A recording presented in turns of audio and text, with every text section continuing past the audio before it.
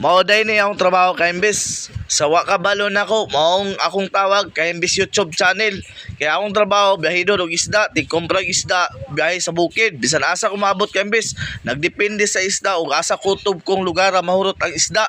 Maong niingon ko ninyo kay imbes musulod ko diri sa YouTube, may na lang ba basig mabulahan po tapo no. Kaya ang uban nag-YouTube, dagko man mo sila income, pero agi pa sila kalisod. Para ni ako ba, enjoy lang taan ni ka-imbes. Pero okay ra ka-imbes, at least natay ma-upload taga-adlaw. Ingon pa nila, o dili ka maning kamot, wala jud kay mabulahan. Pero okay ni paning kamot na to, kay dalamang pamilya ning buhi man yung pamilya, basta maning kamot lang.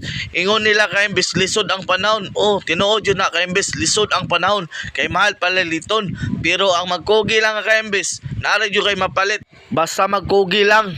Kaya ang panahon karon ka-imbes, bawal ang tulog-tulog karong panahon na, samot pamilyado ka. Mao yun ay usa,